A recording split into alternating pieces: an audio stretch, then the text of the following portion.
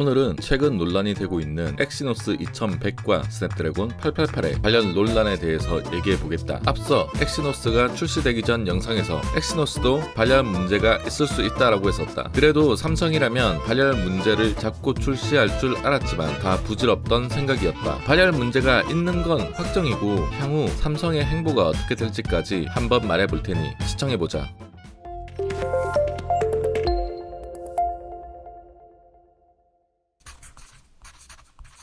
자, 우선 개인적으로 몇몇 유튜버 분들에게 조금 아쉬운 부분이 있다. 갤럭시 S21 울트라의 경우 발열 문제로 제대로 테스트하지 못한다며 풀 HD 60프레임 같이 해상도를 다운시켜서 테스트하는데 그건 공정하지 못한 테스트라고 생각한다. 울트라를 사서 WQHD 플러스의 120Hz를 사용하지 않는 테스트가 의미가 있는 것인가? 난 아니라고 본다. 마치 플스5를 사 지뢰찾기 풀옵션으로 성능 테스트하는 묘한 느낌이다. 그러므로 그 상태에서 테스트를 진행해 오히려 온도가 낮다고 이러는 것이 조심스럽지만 납득이 가진 않는다. 애플도 끝끝내 120Hz를 포기한 게 배터리 문제가 아니라 발열 문제였나? 조심스럽게 의심하게 된다. 자, 우선 문제는 코어텍스 X1의 문제인 걸로 예상되나 내 생각에는 코어텍스 A78도 문제가 있을 가능성이 있다고 본다. 둘 다 이번 세대에 처음 삼성의 5나노 공정으로 만들어졌다. 삼성이 성능 때문에 자체 커스텀 코어를 버리자마자 ARM 기반 CPU에 문제가 생겨버리다니 어떻게 보면 삼성도 지질이 운이 없다. 처음에 스냅이 이기던 엑시노스가 이기던 삼성의 승리라고 말하던 언론의 예측이 정말 헛다리 짚은 꼴이 되어버렸다. 누가 이기던 삼성도 책임을 피해갈 수 없게 되어버렸다. 실제적으로 가장 큰 책임이 있는 곳은 ARM이라고 생각하지만 그럼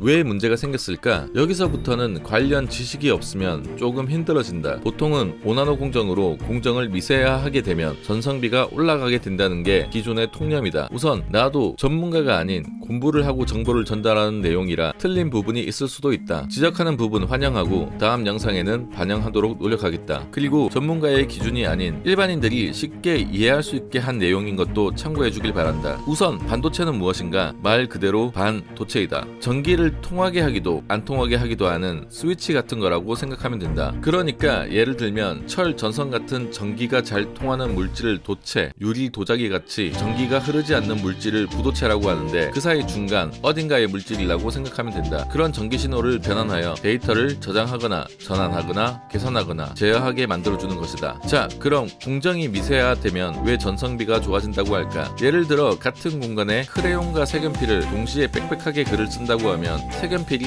조금 더 많은 정보를 적을 수 있을 것이다. 그럼 크레용과 색연필을 동시에 빽빽하게 글을 써 같은 정보를 담는다고 한다면 색연필은 조금 더 작은 종이에 조금 더 적은 재료를 써서 글을 쓸 수 있게 될 것이다. 그리고 그 글들을 읽는다면 우리는 눈을 조금만 움직여도 글을 다 볼 수 있게 되므로 낭비되는 에너지도 줄어들게 될 것이다. 자, 여기까지가 왜 미세 공정을 하면 전성비가 좋아지냐는 내용을 간단하게 설명해 보았다. 그런데 이 글자가 집요할 정도로 작아지면 어떻게 될까? 평소 쉽게 보던 글자들도 잘 안 보이게 되면서 오히려 불필요한 낭비가 생기게 된다. 그래서 적당히 컸을 때보다 할 일이 더 생기게 되는 문제가 만들어진다. 반도체도 공정을 미세화하면서 이득도 받지만 너무 줄이게 되니 반대로 부작용도 생기게 된다. 자, 그럼 내가 추측하는 엑시노스 2100과 스냅드래곤 888의 문제를 말해보겠다. 크게 설계 문제와 전압 문제, 이 두 가지의 문제가 있다고 생각한다. 우선 설계가 나쁘다기보단 애플의 A14 바이오닉 프로세서에 비해서는 딸리는 것이다. 애플에서 대놓고 A14 라이벌은 A13밖에 없다고 꼽을 줄 정도이다. 그렇게 되다 보니 사실 A14보다는 안 좋더라도 A13보다는 무조건 좋아야겠다라는 절박함이 있었을 것으로 추측된다. 그건 벤치마크에서도 여실히 드러난다. A13 기준 깃벤치5 스코어가 싱글 1324점, 멀티 3394점인데 엑시노스 2100의 스코어는 싱글은 1100점대이지만 멀티는 3600점대로 멀티코어라도 앞서야겠다는 스코어를 확인할 수 있다. 그렇기에 조금 부실한 설계에서 전압을 조금 더 땡겼어 성능을 올렸다고 추측할 수 있다. 턱걸이라도 이겨야 되니까. 그래야 마케팅 하기도 편하고 나름 제품에 대한 자부심도 소비자한테 심어줄 수 있다. 아닐 것 같지만 지금도 제품이 좋니 안 좋니 가지고 사람들은 열심히 싸우고 있다. 상대적으로 전성비가 개선되지 못한 것도 이렇게 생각하는 이유이다. 큰 문제라고 하기는 그렇지만 이미 문제는 확실히 있고 이 논란을 헤쳐나갈 삼성의 3가지 방법에 대해서 생각해보겠다. 첫 번째, 가장 확률이 높은 건 펌웨어 업데이트를 통해 전압을 낮추어서 전체적인 성능을 낮추어 발열을 낮추는 것이다. 내 생각에는 이게 가장 현실적인 해결 방안이지만 그렇게 될 경우 전세대 AP와의 스펙 차이가 너무나도 적게 날 것이다. 그렇기에 잠수함 패치를 통해 몰래할 가능성이 높다. 두 번째는 리콜을 통해 추가 방열판 혹은 히트파이프 등을 추가해줄 가능성이다. 솔직히 이건 없다고 본다. 세 번째는 그냥 아무것도 안 하는 것이다. 사실 유튜버들이 극한까지 테스트하면서 조져서 그렇지 일반적인 용도로 사용한다면 보통은 이 발열 논란을 크게 체감하기 힘들 것이다. 말하자면 고성능을 요구하는 게임을 연속으로 계속하지 않는다면 일반적인 용도로는 그전 세대보다 못하다? 이건 아니다. 그래서 그냥 여론이 잠잠해질 때까지 조용히 있는 방법도 있다. 내 생각으로는 좀 잠잠해질 때 전압을 좀 낮추지 않을까 하는데 개인적으로는 이게 제일 현실적이긴 하다. 전압이 낮아지면 성능적으로는 손해를 좀 보겠지만 상대적으로 배터리 사용량은 늘어나는 장점도 생긴다. 그래서 나 같으면 어떻게 하겠냐고 물어본다면 나는 개선된 AP가 나왔을 때 사는 것을 고려할 것이다. 이게 작은 문제일 수도 있긴 하지만 문제가 없는 건 아니다. 작은 문제를 무시하고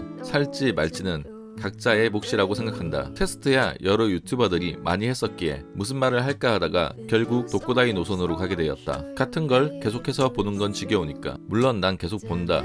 영화도 애니도.